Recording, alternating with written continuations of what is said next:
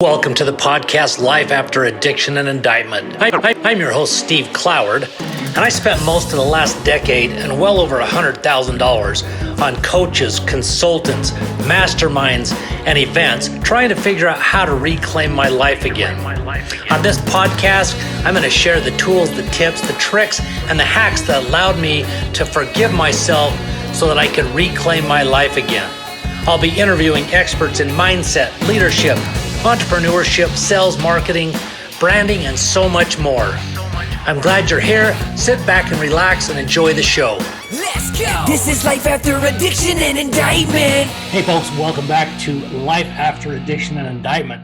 Today I've got a great guest, a gentleman by the name of Michael Harris, who has, accomplished a lot in his life. He's doing a lot of great things. He's an author, a speaker, an entrepreneur. He's written a phenomenal book called, well, I'm going to let him tell you about that. And we're going to get into that as well as his story. He's been through a lot, and, I think it's something that will really inspire you and help you, overcome the challenges, regardless of what addiction you might be dealing with, or any just trial that's really kind of got you stuck. This is a gentleman who's going to be able to really inspire you to realize that as tough as it might seem right now, and as difficult as it might be, you might feel hopeless at times, but it doesn't matter. I remember being in that situation thinking it'll never change, but you just have to live today and get to tomorrow and then live tomorrow. And, when I was in that position, it's now been 12 years ago last month since I got out of federal prison. So welcome to the show, Michael. I appreciate your time. Yeah, it's really great to be here, Steve. And I really appreciate, what you do with your podcast. And you got so many great episodes. I've listened to some of them, gone through some of them, and read some of them. And it's just like you got this potpourri of different people's experiences and struggles and jail time and everything else, all these great stories that really show that it is possible to overcome addiction and to get past, being in jail and everything else. So big kudos to you. Well, thank you. I appreciate that. Well, let's talk about, your story. What kind of give us a little bit of your background and the title of your book kind of explains things a bit where, basically you fall and you get back up. Let's talk a little bit about that and what was your fall like and how long did it last and, what did that involve? And then what was it that, helped you overcome that? Yeah. All great questions. And, the book is, falling down, getting up. It actually came out 10 years ago. This is the 10-year anniversary of the book, and people are still buying it. I was talking to my publisher about a week or two ago, and, people are still buying it. So it's still relevant, and we're about ready to do a big push on it. But oh, cool. Where can people get it? I'll have this in the show notes and stuff, but where can people pick up the book? Well, they can get it from any bookstore, but if they want a free copy of it, a free ebook copy of it, they just go to Michael B as in book, michaelbharris.com/book. Oh, now, that's awesome. That's a hidden link, so you won't see it on my regular website. You have to, type that in. So it's just my name with book on the end. Perfect. Yeah. And I'll have that in the show notes, folks. So if you're listening and aren't able to write it down, don't worry, it'll be there for you. So well, appreciate that. That's, free ebook. That's fantastic. Well, thank you for doing that. Yeah. Well, it's part of what I believe is, and like what you're doing too, and getting all these people's stories out. I think it's so important to do that. And my story may help somebody else, overcome addiction or get sober or whatever it might be that inspires them. And somebody else may not connect with my book, but they might connect with another one of your guests, like your Bo on, how the thoughts and energy affect you and all of that. Somebody might, really get inspired by that. So it's important, I believe, to get as many stories out as possible to help people. I don't care about making the money off it. Doesn't matter. Yeah. It's more about helping other people. 100%.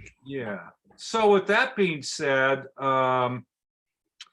I started a little bit late in life, as I jokingly like to say, and I hit bottom for the first time at 12 years old. Wow. And I didn't even really understand that concept at the time of hitting bottom. I don't think I've ever really heard that at 12 years old. It was 1971, right? Wow. And hitting bottom to me on that particular day was actually hitting a beach water ski. And I whipped into the beach. I was a little hotshot water skier as a kid, and I was going to do a beach landing, and I smacked the beach. Oh man, And getting a little hot, huh? yeah, head over heels, and wind knocked out of me, and went to the local hospital. It was a small local hospital where I went, and they said nothing was wrong, that I was just bruised up. Well, it turned out that the next day, I grew up in Oregon, in Portland, and we went back to Portland the next day. My mom brought me to the doctor, and the next thing I know, it was 10 days later. Holy crap. And I was told, some of this didn't come out right away, but I had 60% of my liver removed, my gallbladder. I had cracked ribs, a collapsed lung, and I'd been in a coma. I had 21 blood transfusions. Oh my hell. And, thousands of stitches. And, I asked the doctor once, he says, I said, how many? He says, we stopped counting. He says, I don't know, thousands, 10,000. He says, Is that from cutting you open? Well, it was really more from the ruptured liver, because they took out 60% of the liver. And that's a bunch, yeah. Yeah. And, the liver does regenerate. Yes, correct? In some situations when it's ruptured. That's still a ton, 60%. Yeah. Now, why was this my first hitting bottom? Well, beforehand, I had been smoking some pot and had a couple of beers, 12 years old. Wow. And, there weren't any parents around. There was just a bunch of kids out there on a motorboat having some fun, and again, at the time, I didn't know what the concept hitting bottom was. But in hindsight, I realized really that was my first drug and alcohol related event. So you were high at the time when you're water skiing? Yeah. Okay. So I started out right away, and I grew up in a pretty good family. Actually just prior to that, about a month earlier, I'd won the junior championship at Portland Golf Club. I was a hotshot golfer right as on. well. But we would go around the golf course smoking pot too. So yeah, you can imagine 1971 doing that. No kidding. No kidding. We're pretty close to the same age. Right. Yeah. Now they do it, and now it's they do it in the open. It's crazy. Now. Yeah. But that really triggered a whole bunch. Like I said, I had a near-death experience. I left my body, and I'm kind of making a longer story a little bit shorter. There's more of it in the book, but I'd love to have you back on, because I read a lot about that stuff. About near-death experience. Yeah. It's always fascinated me. Well, it has too, because I find that a lot of people that have a near-death experience immediately have, just like this fantastic feeling, like, they want to come back and talk about God and all these different things. And I didn't. Okay. I was mad that I came back. And it really triggered a lot of my anger. I was angry at God for years after that. Really? Because of coming back? Because I didn't want to come back. I've read a few where people didn't want to. I mean, they end up agreeing to or whatever, however all that works. But yeah, they say because of the way the feeling and just everything, they didn't want to come back. Yeah. So okay, so it angered you. Yeah, it was anger, and so within a couple of years, I was a kid and I was running wild. Okay. And I was, selling pot at the time, and the sheriff knew it. He would come over from time to time, because at the county that I grew up in, everybody kind of knew each other, and you just said you shouldn't be doing that. And I went, oh, okay. So we hit it a little bit more, and didn't stop, of course. My first DUI was in high school, and it was actually December 80 or 86, December 76. And I wrapped my mom's car around a telephone pole, after a high school kegger. Oh, wow. And so that was my first DUI and my first real legal consequence, but I can't say there's even much legal consequence with that at the time. It was basically go to this alcohol class, and that was it. Yeah, when that happened, were you just, partying once in a while, or you were drinking consistently, or where were you at in your consistent? Okay.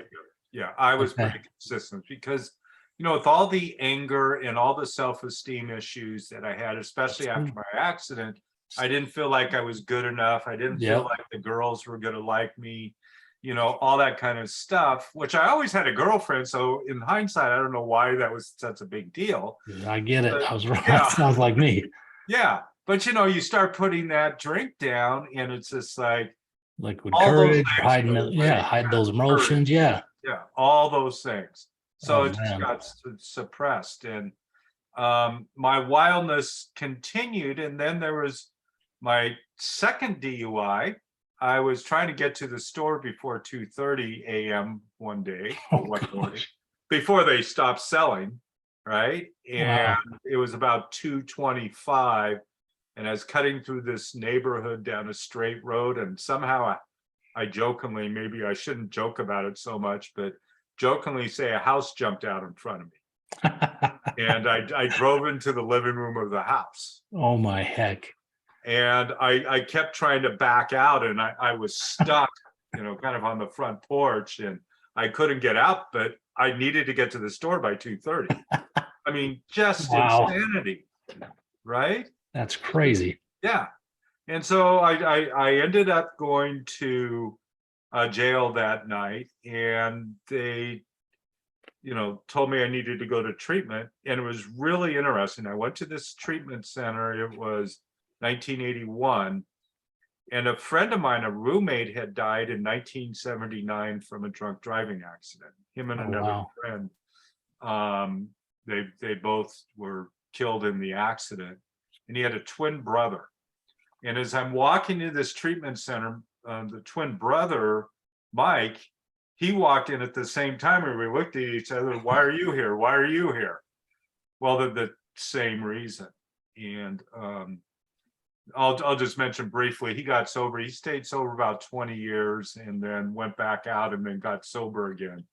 So that's really great. That's great, yeah. But I didn't get sober yet, and I was going to AA meetings. At first, I thought an AA meeting was an extension of the probation department.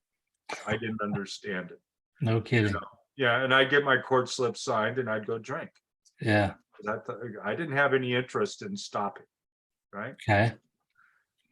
My third DUI was a couple years later, 1983. I'd been over in Idaho. I was doing a lot of photography professionally and shooting a lot, living out of my van. And I was coming home from Idaho, and I stopped in Pendleton, Oregon, which is Eastern Oregon. It was about 2 p.m, and I was headed back to Portland, and I hadn't been to Portland for about 6 weeks. And I called up my girlfriend. We didn't have cell phones then. Yeah, I stopped for a payphone. Right. I called my girlfriend and says, I'm just going to have a sandwich and then I'll be there, see you in a couple hours. Oh, great. Yeah. Yada, yada, yada. And so that was 2 p.m. Well, at midnight, I'm driving like a bat out of hell out of Pendleton, Oregon, going west. And west of Pendleton, there used to be a U.S. Army nerve depot where they were storing nerve gas from World War II. It was a huge depot along I-84 there.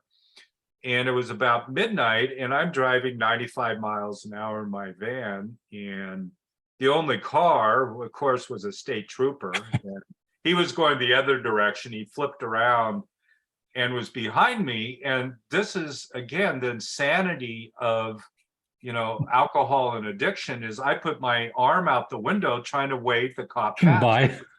Because I figured he was going somewhere fast. Yeah.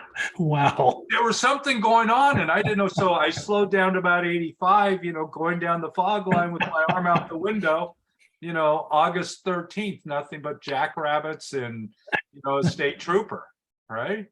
Wow. Eventually I pulled over. Later, I found out he was behind me for 9 miles, Oh my gosh. quite a ways. So that was my third one. And my last DUI. I was arrested once later on for a failed drug transaction. I'll call it that. Never was charged with anything. So I was able to really avoid prison. I spent some different short periods of time in jail, and that was enough for me. Yeah. So that scared me enough a couple of times. And one time feeling like, I was going to get the crap beat out of me, that kind of stuff. Yeah. And it kind of scared me. And I started struggling with working to find ways to not drink. I would give up, I would quit, I would go on the wagon, and none of it really worked. Right. None of it worked. Well, 1986, fall of 1986, I ended up at OHSU, which is Oregon Health Sciences University, and seeing the doctors there in the vascular department. And I didn't know it at the time till I was there. I mean, I was walking on a cane. This is how far the alcohol, the drugs were affecting my body. And I ended up with peripheral vascular disease, atherosclerosis. And my right leg was 100% blocked, and my left leg was 60% Holy cow. blocked. What were you in your late 20s, early 30s at this point? Mid 30s? Late 20s, yeah. Okay. I wasn't quite 30 yet. Dang. And the nurse, when they first started the examination, the nurse was there, and she didn't even really get into the examination. She just called the doctor, walked over to the phone, picked it up, and said, "Hey, you need to come see this guy."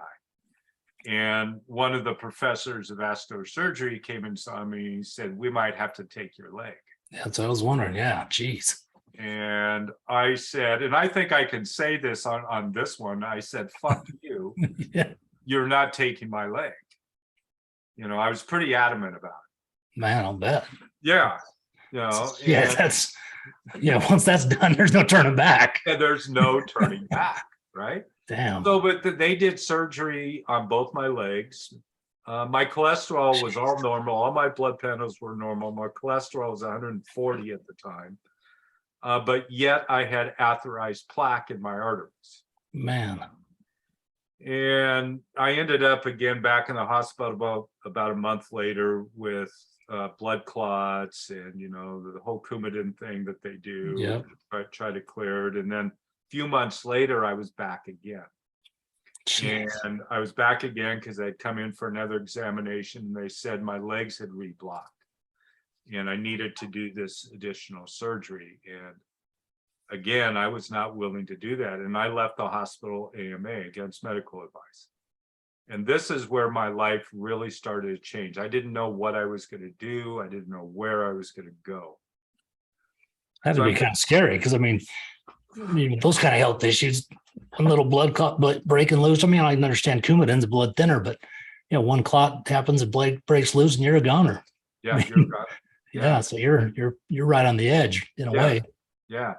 So a few months later, I ended up in a place called Pritikin Longevity Center. I don't know if anybody's heard of it. There's still one in Florida. This was in Santa Monica, California, and it was right on the boardwalk, kind of just south of the Santa Monica Pier. Okay. And, the doctors in Portland at OHSU had been telling me that when it hurts, don't walk. Well, I show up there and literally I'm walking about 10 feet on a cane is about all I can walk. That's how bad my condition was. And the doctor there said, when it hurts, keep walking. No kidding. Yeah, a little different. A little bit different. Yeah.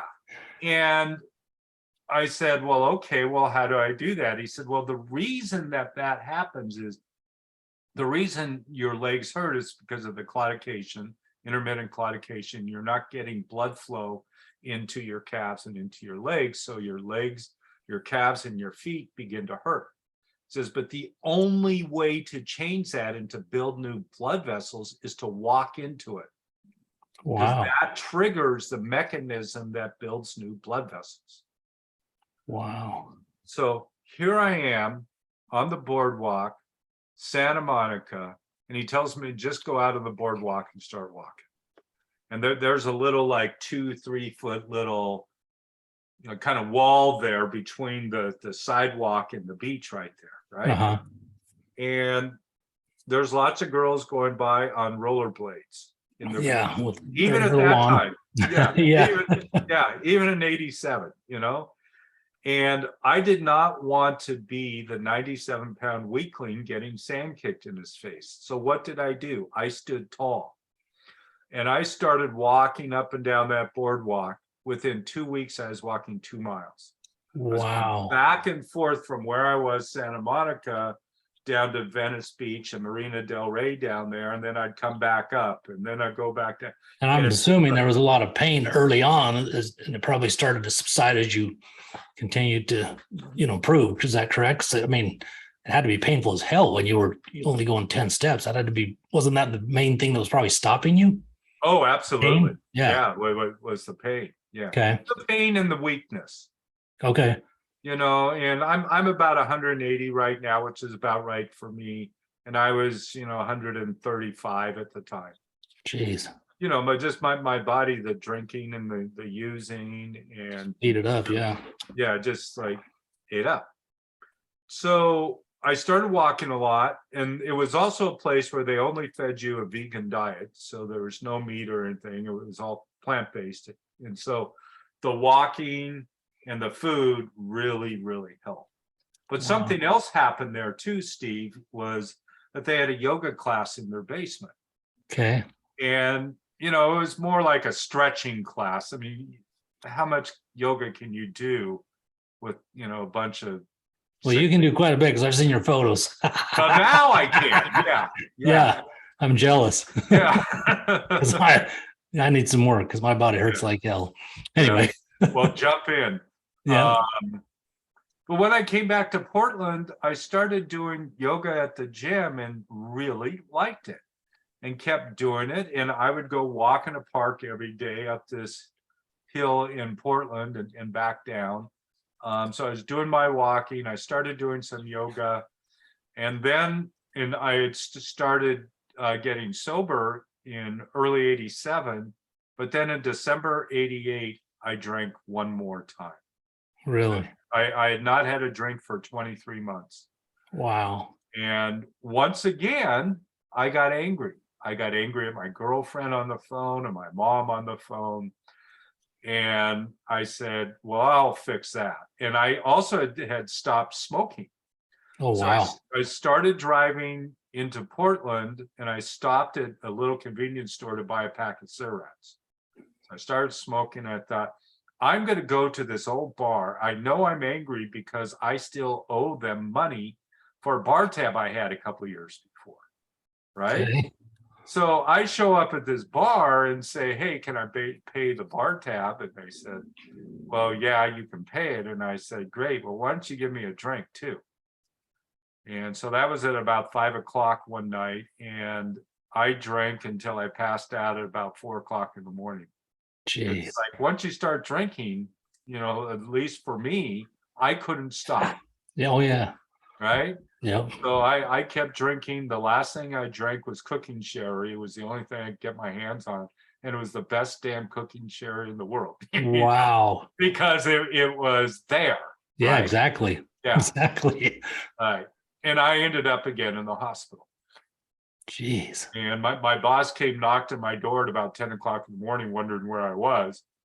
And he took one look at me, and I was working for FSA at the time, Food Services America, and I was a rep for them. And he didn't know where I was. I wasn't answering my page. We had Yep. too. And he saw me. He said, look, he says, you need to go to the hospital, take a week off. I'll cover your ass with our bosses, because it was a big corporate gig. Yeah. He says, I'll cover you, and I'll just tell them you had the flu. That's cool. You got a good boss. Yeah, yeah. Yeah. Well, he was probably similar situation as me, but Gotcha. he was able to manage it a little bit better than I was. Okay. But I ended up in the hospital. A friend came to me and said, "Are you ready?" And I knew what he meant. Yeah. Right? He said, "Are you ready?" And at that moment, I had nothing else to lose. You know, it was just like everything was gone.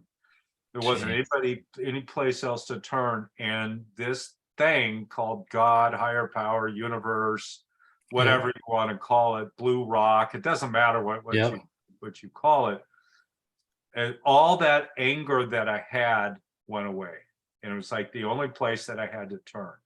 And once I made that decision, then everything changed. So I now have been sober since December 14th, 1988. Oh, congratulations. 30. That's Thank awesome. you. Yeah.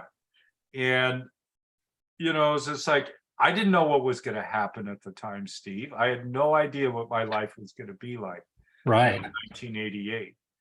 And, you know, It's like you're starting over in a sense, that's, yeah, throwing it all in and trusting God and saying, I'm ready to get better, but who knows what's going to happen after this. Yeah. I remember that. yeah. And, you know, here now from the time I had my surgeries, it's been 36 years. I've been sober for Wow. 43 years. And That's a hell of an I'm accomplishment. healthy. I don't have any vascular issues. I do whatever I want. I climb any mountains I want. I walk anywhere I want. I do whatever I want today. It doesn't matter, That's and great. the reason that happened, just like your show, life after addiction, Yeah. and indictment. I was never indicted for anything, but life after addiction, there is hope. We can Absolutely. survive, but I couldn't do it. I needed help. Yep.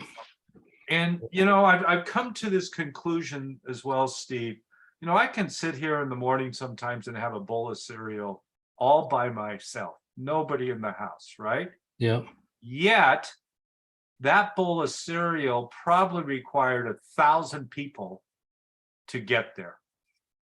Somebody grew the grain, somebody drove it to the market, somebody made the tire for the truck that drove it to the market. Somebody took the money at the bank. Somebody had a credit line. There was a graphic artist that drew a picture on a box. There was the person that put it on the shelf at the grocery store. I mean, you could just list. That's such, I've never, right? that's incredible when you think about that. Yeah. Yeah. So my feeling is today that we never do anything alone, ever, nothing. The hat you're wearing, you could walk down the street all by yourself, but somebody made that. Somebody, created the cloth for that. Somebody created the emblem on top. Yeah. It's just like we're connected. That's incredible. Oh, amen. Yeah. Totally. Yeah. I vibe with that 100% to a point that most people probably don't even get. And it's kind of weird in a sense, but I totally agree. Everything is connected. It's all just, I mean, we're just one. I mean, and that's I mentioned, like the person that made the tire that went on the truck that drove the cereal to wherever so I could get it. Right. I call that micro gratitude. It's easy to be grateful for.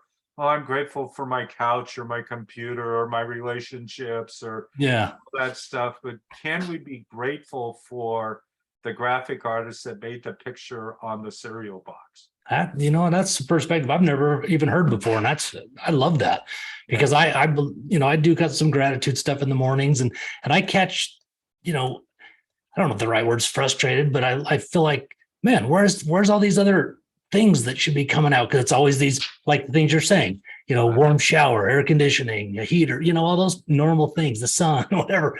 But that's really cool. That's going to be something I'm going to really hold on to. That's cool. Yeah. Yeah. We, like I said, we're connected, this book, this mouse, this microphone. I mean, how many people did it take to make this microphone? There's a little red light on it. There's a button. There's some little screws here. There's this funny little top thing. There's, the stand that it's on. Yeah. There was the box that it came in, the paper box, it was probably in plastic when I got it. That's interesting because I used to do a little business in China, and I had a good friend that had a factory over there, and we had a few projects. And as you're saying that brought back all those memories, because one project we went to the company that did the print, the company that cut, the cardstock that was the backer inside the plastic, and then the plastic company. And that's really interesting. I had never thought of that for 15, 18 years. And that memory just triggered, and that just made it so simple to think of what you're talking about, because there is so many people touching everything that we're involved in every day. Yeah. And that is really cool. Yeah. So you finally have the buddy that asked you if you're ready. Yeah. And things, like Do I it. said, they started to change. And he really helped me a lot to see where I was and what was going on, and to realize that I couldn't do it alone, and that I needed help from other people. And I got it. And I knew my life was changing. I mean, I can still feel, it was almost like a swooshing feeling when I made that decision in 88. It was just like, and it's just like, my life is about to change. Again, I had no idea what that meant. Yeah. And since then, I've made a lot of money. I've lost a lot of money. I have 3 yoga teaching certificates. I've owned yoga studios. I trained 6,000 or 7,000 yoga teachers and thousands and thousands of students. I coached yoga studios around the world in business, made a whole bunch of money. We generated about 40 million bucks doing that. I still teach. I don't own a studio today, but I teach 6 to 10 times a month. Oh, wow. Today, though, my passion is stories. Stories? The stories is helping people get their story out. I love that. Yeah. Which is kind of like what you do with your podcast. You're helping people on. Stories. Well, it's been interesting to see how I've evolved a bit, in doing interviews as well. I actually have a high school English teacher. He still lives in this area. I run into him every once in a while, and he actually listens to this podcast pretty regularly. And, to have somebody like that, reach out to me through a message, he messaged me on a DM, and this was, I don't know, maybe 3 or 4 months ago. Yeah. And just saying how, it's improved. And I have to give a lot of credit too to the quality of the guests and me being a little more intentional, to be honest. But that meant a lot. And crafting our story is very important, because you're the perfect guy, and I'd like you to talk about a little bit. I think you're the co-founder. Is it Endless Stages?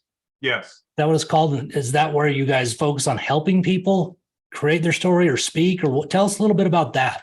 Because that's something that, I've been interested in, because I've spoken a few times at different churches and things. And, I've always struggled with doing this for a business. And I frankly don't make any money, but I keep the podcast going because it's gone for a while and I don't want to stop. I have other businesses, but, because I'd drop everything. I'd leave my office right now if somebody needed help that was struggling, that's the thing that fulfills me the most, and I'll do it for nothing, but with that said, I would, when I've done that on those few occasions, the feedback and that you get is so fulfilling. And just like having you on and your story and other guests, like you said, very beginning, is certain people will resonate with different personalities. It's not that the story's necessarily better or anything like that, or they're a great speaker. It's just human nature. And so I think it's important that we do, get out there and express and get our stories out there more and more, because we live in a tough time, and it's going to be tougher than ever very soon. It's already very tough for a lot of people. Yeah. And people are going to need help, man. Yeah. And, I want people that are listening, all you got to do is message me. If there's any value I can bring to you, I'm there to do it, period. Yeah. And don't hesitate, because pride gets in the way. Yeah.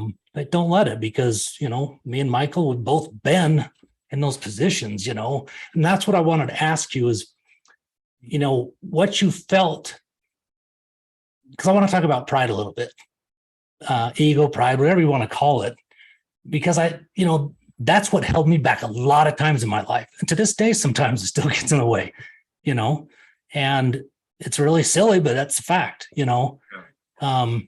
but was that a factor in, obviously your anger was the biggest issue. And, none of us want to admit we need help typically, but, so lucky for you, had a buddy that made that connection at the right time, and call that miracle, call that whatever you want, God, call it whatever.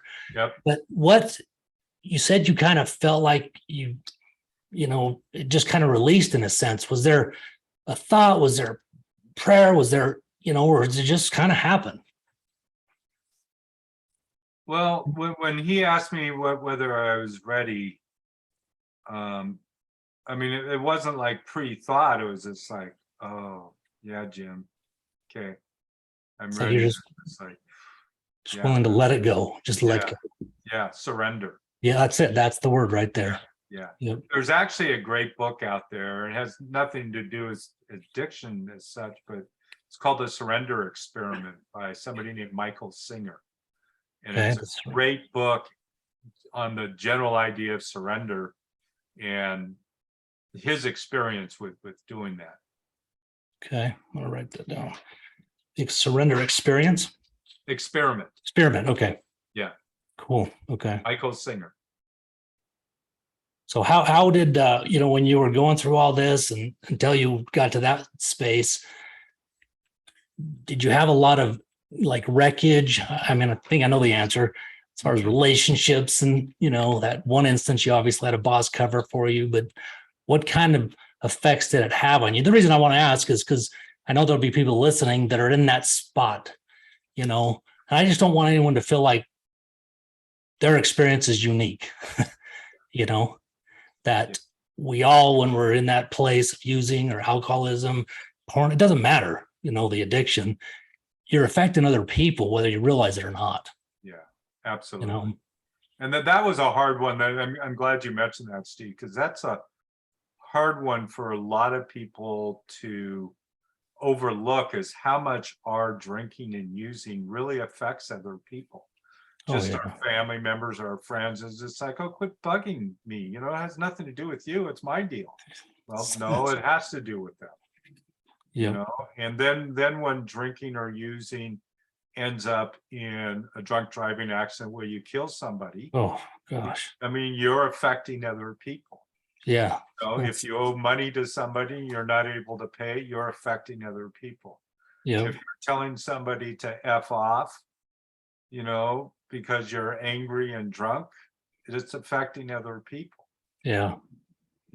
And if you leave a bar and you don't pay a bar tab, you're affecting other people. Yeah. And so I had to really realize that, and my pride and my ego, and it's just like, well, what do you mean it doesn't affect you? What are you talking about? And it does. Yeah. And even today, it's something that I still I work on all the time. And false pride and real pride, and struggling with all of that, and not a or I want to say, I was going to say not allowing, but I want to change that to trying to minimize more the effect that it has in my life today, and try to put it in check when it comes up. Yeah. And sometimes I don't recognize it. Yeah. And yeah. sometimes, even stories, like, I've written my book, and I've done a lot of other writing as well. But the thing about stories is it helps us to see what's real and what's not. Because a lot of our stories are just BS. Yeah.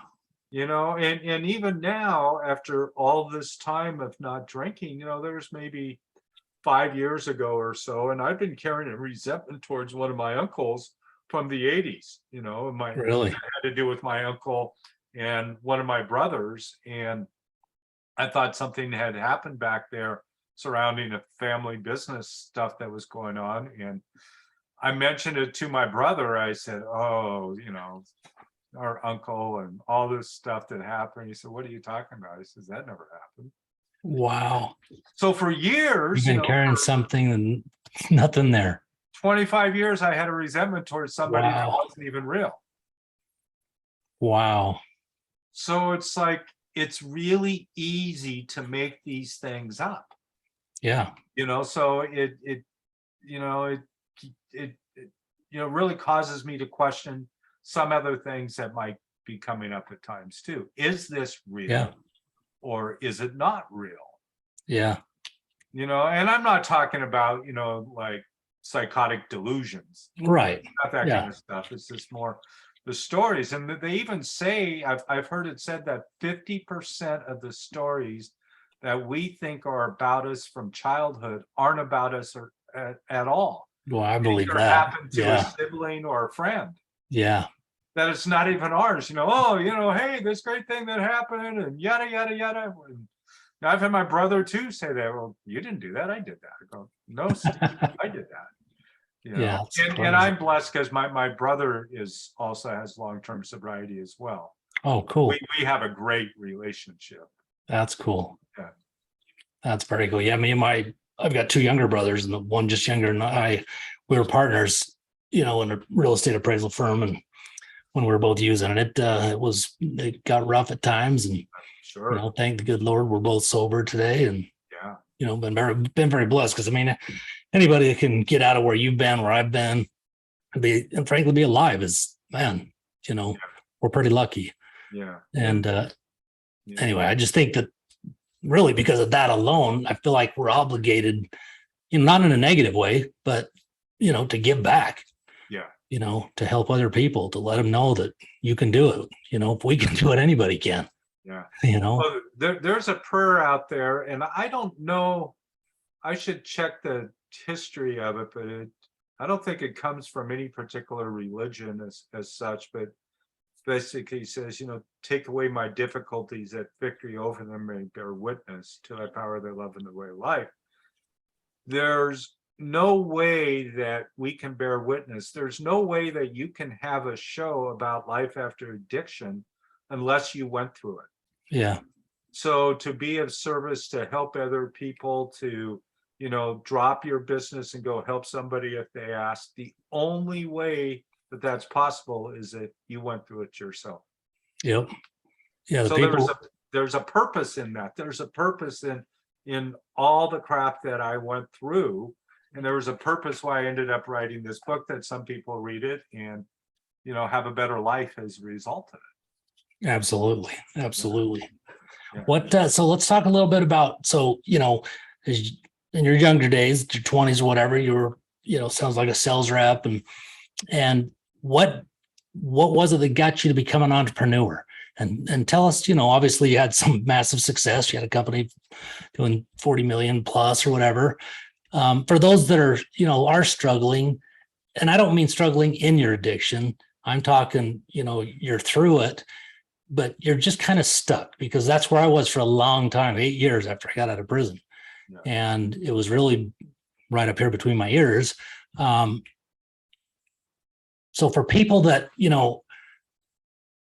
that are struggling, that just feel stuck, either they can't get a job, maybe they have a felony. That's a huge reason that causes people not to get a job, but how they can really take over, control their life at a time when they probably lack confidence, really aren't sure, maybe haven't done anything entrepreneur before, but they've had a dream about something. What advice would you have for somebody like that to take that step, other than, face the fear, but with your experience, what would you say? Well, this might sound a little bit like a contradiction, but I know that I found that every time I tried to take control, it was because I was out of control. Yep. Right. And I had to let go of that idea that I could take control. No, I get where you're coming from 100%. So I agree 100%.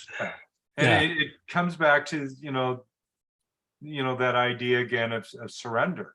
Yeah. Whenever I've come back to that idea, something magnificent seems to happen. I just go, okay, well, this is true. This situation is going on. I don't have any control over it. So I'm just going to let it go. And sometimes it could be even a couple of minutes, it could be a couple of days, it could be a month. Something happens which makes that particular situation null and void, so to speak. Yeah. Right? This out of control situation somehow changes. Yeah. And I see that in other people, like, oh, I'll never get a job because I'm a felon. Uh-huh. Well, if you go to Dave's Bakery in Portland, if you've heard of Dave's, it's fairly well known now. That's primarily who they hire. Hires. Yeah, that's cool. Right. That's very cool. And so, that's one option. Another option, it's just like, even for me, like this, I wasn't going to tell my story to nobody. Yeah. Because, some of the stuff in there is fairly personal, and it's just like, I don't want people to know that stuff. Yeah. But I also discovered that by letting that go, by writing my story, by telling other people, I took all that energy away from it being a fearful thing or an ego-based thing that I couldn't tell somebody, to a superpower.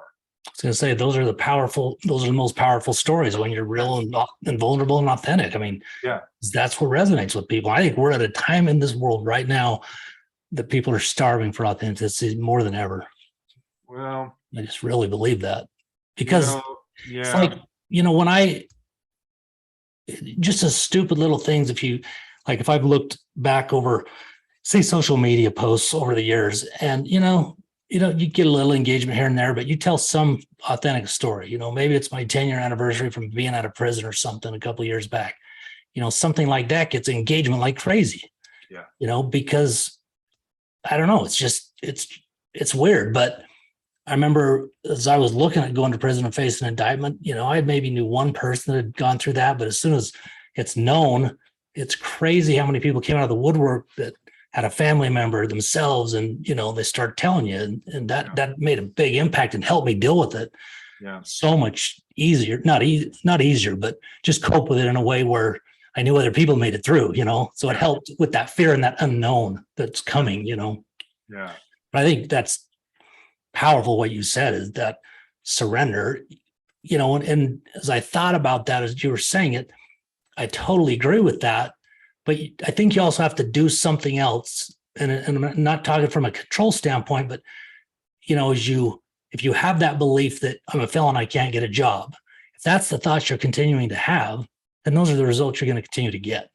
Yeah, right? Absolutely. I totally buy into that. So if you surrender, but yet you have to have I guess, a vision of where you want to go or what you want, because if then you focus on that, I think that's what ends up, whatever you want to call it, like you said early on, God, energy, whatever. Yeah. It just manifests more times than not, and I think that goes about back to the very beginning when we said we're all connected. Yeah. Yeah. Because we get what we think about most of the time. We always get what we think about. Yeah. Yeah. Period. Yeah. I So mean, we could go, I'm not going to go too far down this rabbit hole, but, this whole idea of law of attraction. Yeah. The law of attraction, and it's often, talked about in, this deep spiritual sense. And I get all that. Yeah. Right? But a law of attraction, if I want to have an apple and I have a picture of an apple in my mind and I don't have an apple at home, I go to the grocery store and pick an apple out and I exchange money for that apple. I have now created the law of attraction. But the only way the law of attraction works is what's called the law of Goya. Get off your ass. There you go. You got to take action. So if That's I can perfect. picture an apple in my head all day long and savor it and even have the taste in my mouth of it, all that, and if I really want it, Unless I'm sitting under an apple tree and it Yeah, falls. it's not just gonna pop out, right? Right, yeah, you got to go out and do it. And Yeah, that's true with life. It's like, so I true. can sit there and think about a job all day long, whatever job it is, but unless I take action, nothing is going to happen, 100% agree. right? Yep.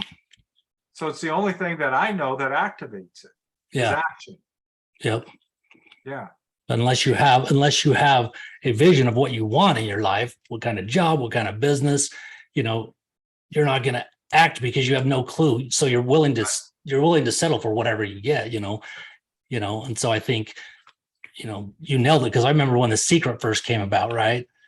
I literally got into that, and thinking in, certain ways and vision boards and whatever, but nothing's happened unless I'm acting. Well, I'll like tell you you a said. little thing about The Secret. Uh-huh. So when Rhonda Byrne wrote that book, The Secret, she went to my brother Bill and said, I need help putting this together. No Will you help kidding. me put this book together? And my brother Bill was also one of the authors of the book. So Okay. he's in Very the book, cool. in the movie and all that stuff. He has since passed away, but this comes back to this idea of a law of attraction, because that's what it's really about. And a lot of people have thrown rocks at the book, The Secret. They still Yeah. do. Oh, Yeah. you can't sit on your couch and have $10 million drop in your lap by an ant you don't know about. Yeah. Oh, yeah, that's true. But if you get off your ass, you can create your own business and generate your 10 million if you want. Yeah. So it's like John Assaraf, which is John, I like him. John, he was the one that came up with that term, the law of Goya, was get off. Okay, get off your ass. Right. Yep. And so you got to do that action to make it happen. And I even asked my brother, I said, why in the book does it say you're a therapist? I says, you're not really a therapist. You do all this meditation stuff and all of that. And he says, yeah, but the book is just about marketing. It says it brings all of us business. Yeah, no doubt. And it does, whether it's him or John or Yep. Jack Canfield up here, Canfield, or yeah. Bob Proctor, or some old Bob, yep. Success Secrets and all those guys. Yeah. And they applied, this idea of law of attraction, like Bob Proctor. He made a decision what he wanted. He's since passed, but he made a decision what he wanted in his life, and he went out and got it. Yeah. Right. He was a go-getter. Big Very time. much so. Big time. He would wear his suit jacket all the time, and he had a copy of the book Think and Grow Rich inside of his jacket, one of the original leather-bound editions. Wow. He carried that with him. That's cool. And the Think and Grow Rich book isn't about money, it's about life. That's right. It's about living a rich life. Bingo.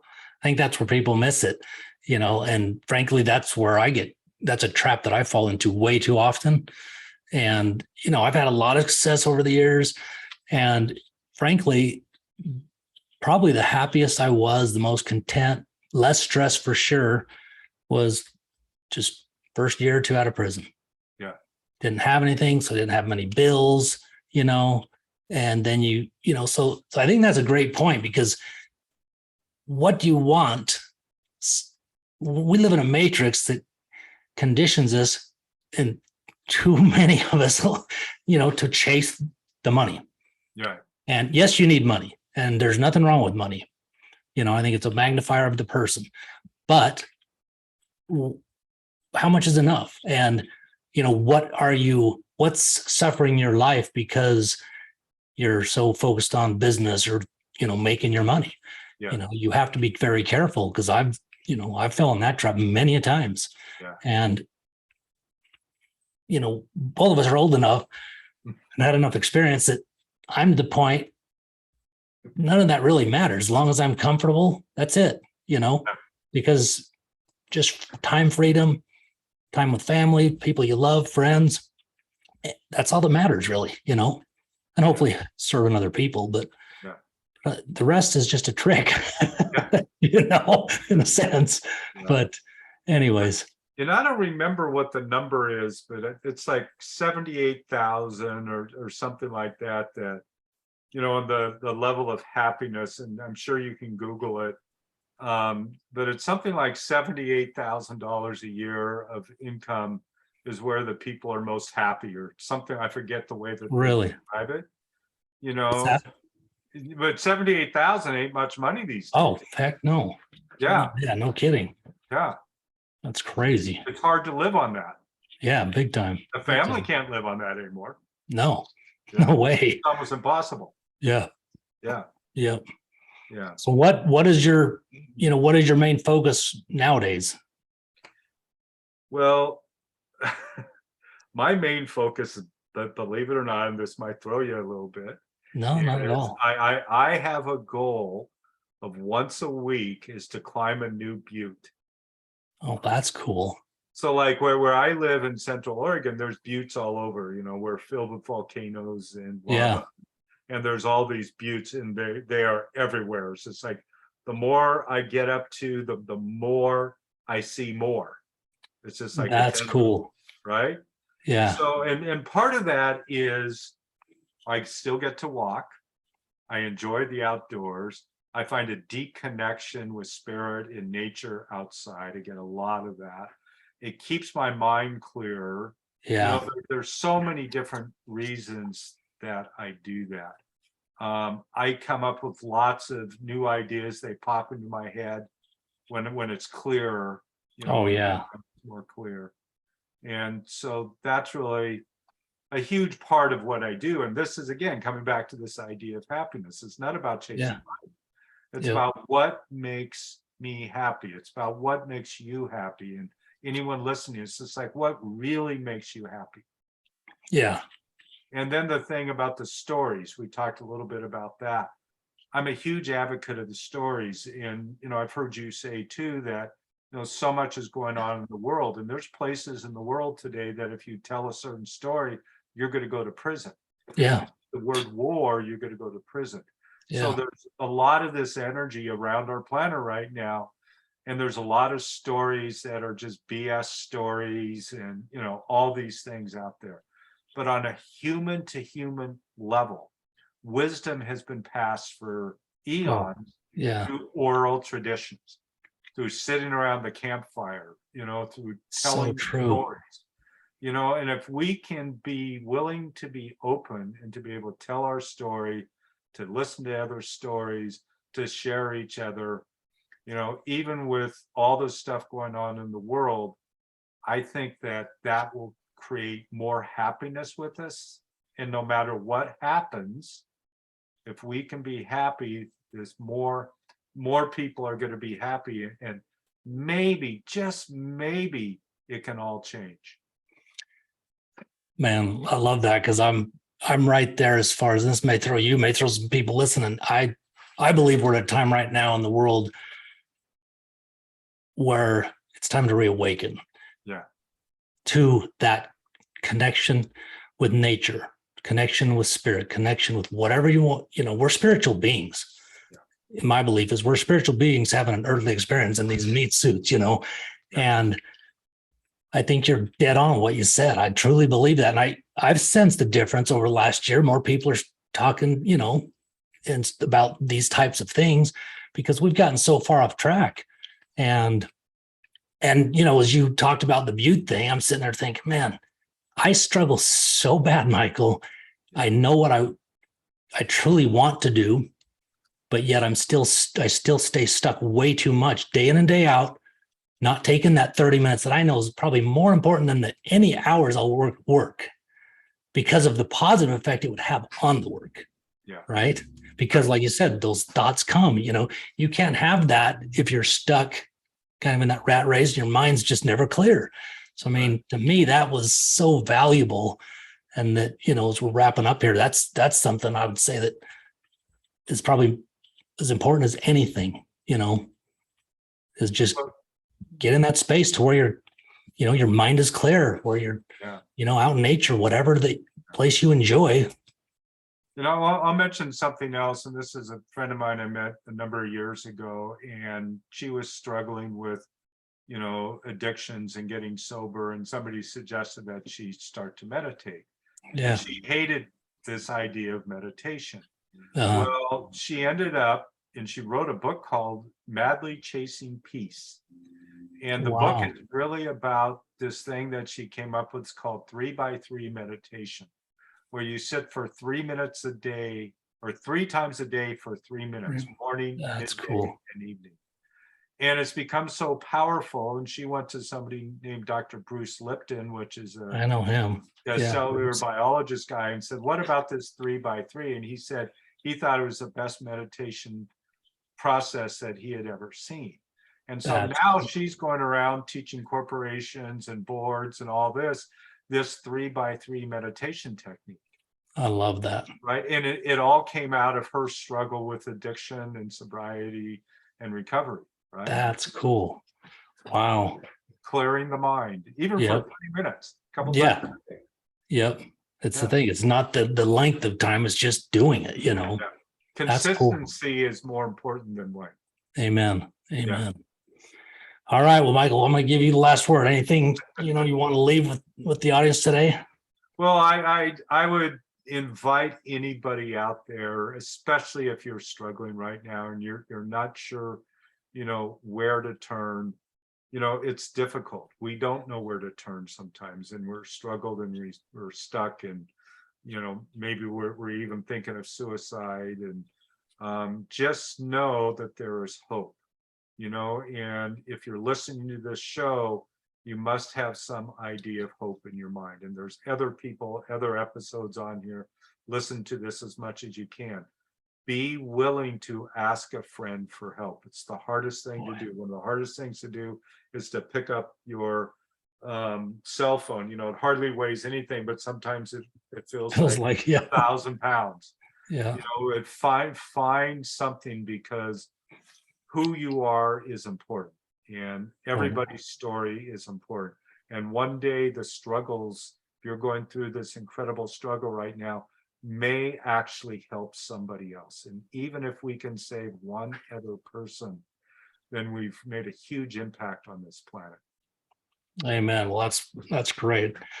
Well, I sure appreciate your time, and you know, thanks for being here today. And you know, I'd love to stay in touch and love to have you back sometime and you know, talk more about this stuff, because this stuff we could talk about for days, and I enjoy it. So I really appreciate the conversation and look forward to talking to you again soon. Folks, get out there, pick up the book. Once again, there'll be a link in the show notes so that you can grab a free copy, a PDF copy, so you don't even have to pay.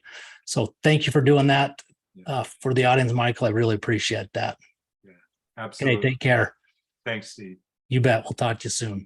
If you're a small business owner and want to acquire 5-star Google reviews on autopilot, Backbone CRM is the platform for you. It is the review and messaging platform for local business. It not only will get you your reviews on autopilot, it makes it easier to convert leads, message customers, get paid all in one place. Not only that, but Backbone will allow you to convert more website visitors into leads and more sales conversations with web chat. You can manage your messages with a single inbox for text, Facebook message, Google messages, web chats, email, and a whole other slew of social platforms. It'll also give you the opportunity, if you miss a call, to automatically text back. So when you're away, Backbone will follow up via text so you never lose another customer. You can grow your audience and know where each and every lead is coming from. Backbone is the all-in-one place platform to get you more leads and customers and Google reviews on autopilot. In fact, one of our clients that we onboarded last week, the day after we launched their company with Backbone, they received 5-star Google reviews the very next day, and they all came in within a 25-minute span. They were blown away. So if you're not afraid of getting more customers to your business, check out the short demo video at www.backbonecrm.io. That's backbonecrm.io. Or you can give us a call at 888-668-5338.